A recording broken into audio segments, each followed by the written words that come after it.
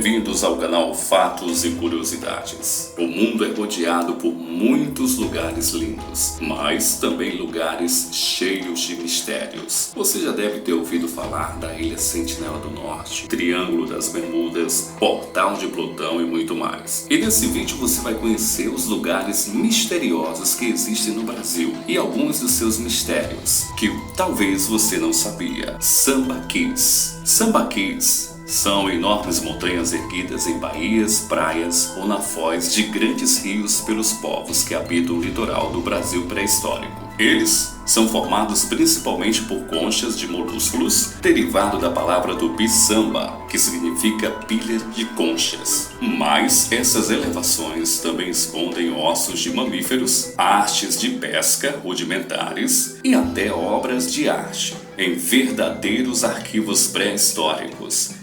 Arqueólogos estimam que existam milhares de sambaquis espalhados pelo litoral do país. Os mais velhos nasceram há cerca de 6.500 anos. Não se sabe o que motivou nossos ancestrais a construir essas estranhas montanhas. Por muito tempo pensou-se que eles eram formados apenas por sobras, um tipo de lixo pré-histórico, mas investigações posteriores revelaram que, além dos vestígios de comida, havia muitos esqueletos dos sambaquis, levando os especialistas a acreditar que a maioria deles também eram cemitérios. O tamanho da elevação também sugere que os sambaquis serviam como monumentos para identificar o grupo que habitava determinada região.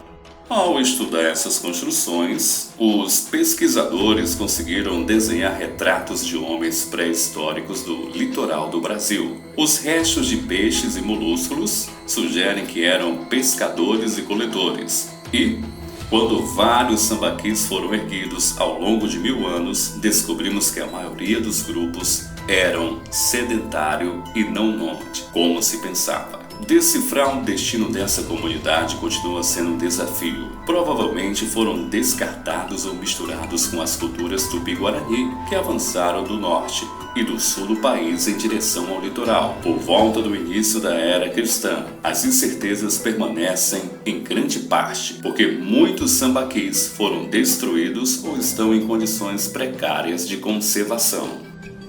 Documento 512. O manuscrito 512 é um dos documentos históricos mais influentes, não muito conhecido por ninguém fora da academia. Apesar disso, continua sendo a base do romance e da exploração do interior brasileiro, e até hoje seu mistério permanece sem solução. Tudo começou em 1839, quando Manuel Ferreira encontrou o manuscrito 512, perdido em meio ao desenvolvimento da Biblioteca Real, que mais tarde se tornaria a Biblioteca Nacional. O manuscrito 512, originalmente intitulado Relação Histórica de uma Misteriosa e Grande População Antiga Desabitada, descoberta em 1753. O texto não é acentuado e, embora se refira a 1753, o estilo de prosa utilizado sugere uma transcrição posterior. Talvez o manuscrito 512 seja uma cópia ou versão de um documento anterior. E no texto conta-se que, como a expedição avançou pelo sertão, até encontrar uma montanha formada principalmente por cristais, que reluziam ao sol e deslumbravam os exploradores. Durante 3 dias, eles tentaram encontrar um caminho sem sucesso. Só depois que um dos negros da expedição avistou e perseguiu um veado branco, eles encontraram um caminho de liderança. Passando a montanha, chegaram a um vale, onde viram uma grande aldeia. Um índio da expedição se aventurou para ver se havia alguém em casa, mas a cidade estava deserta. Na entrada da cidade, uma enorme coluna com 3 arcos, e as inscrições eram altas demais para eles lerem. E ninguém naquela época tinha drone, então eles seguiram em viagem. As casas estão sem mobília e sem adornos, algumas com mais de um piso e tetos abandonados. Dentro de um deles, encontraram uma moeda de ouro, de um lado a imagem de um menino ajoelhado e do outro uma coroa, arco e flecha.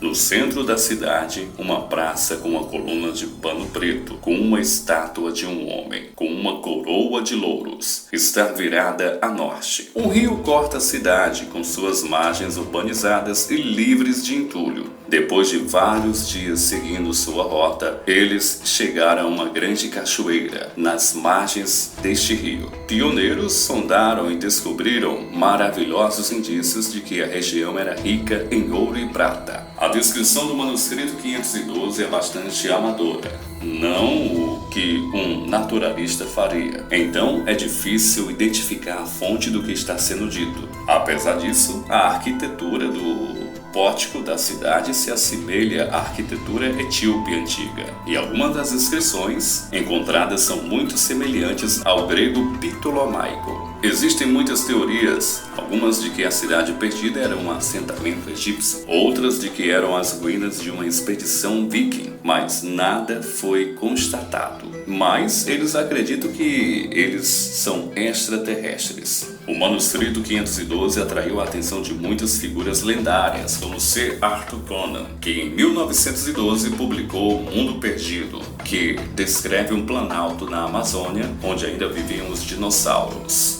E também um livro, As Minas do Rei Salomão, de 1885, embora ambientado na África, aparentemente foi inspirado pelo manuscrito.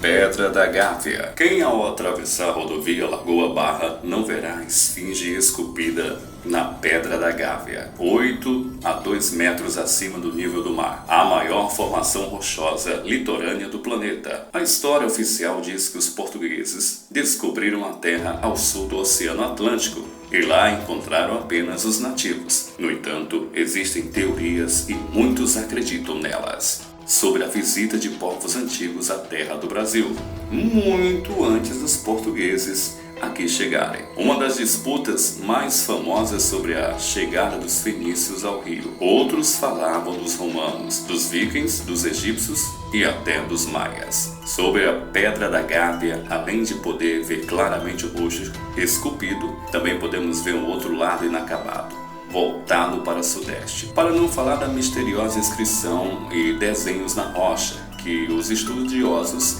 afirmam serem fenícios. Até documentos antigos que falam das inscrições. Uma tradução feita diz: em 856 a.C., Pardesi assumiu o lugar de seu pai no trono real de Tiro. O rosto será mesmo do rei Pardesi. A Pedra da Gávea será o túmulo do antigo rei fenício? Ou a Pedra da Gávea seria uma esfinge? Seguem alguns comentários.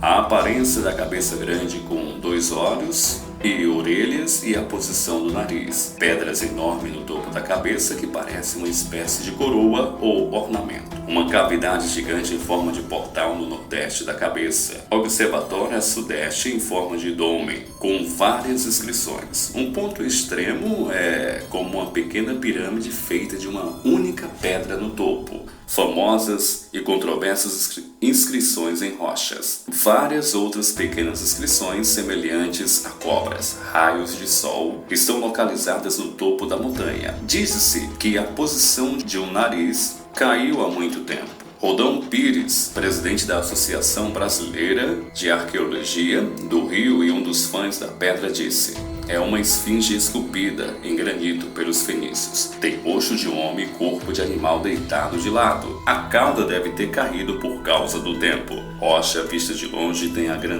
a grandeza de um monumento faraônico e reproduz em uma de suas faces o rosto severo de um patriarca. Outro estranho fato que assombra a esfinge é este: estranhas luzes, e alguns afirmam ter visto criaturas estranhas, possivelmente guardiões da esfinge ou alienígenas. Há um caso em que 2 mergulhadores exploravam uma caverna submarina de uma montanha quando perderam a consciência e se encontraram no topo da Pedra da Gávea. O certo é que há algo de muito misterioso em torno dessa pedra, que certamente nos traz uma série de questionamentos. E você, o que achou desse vídeo? Deixe o seu like, compartilhe e comente.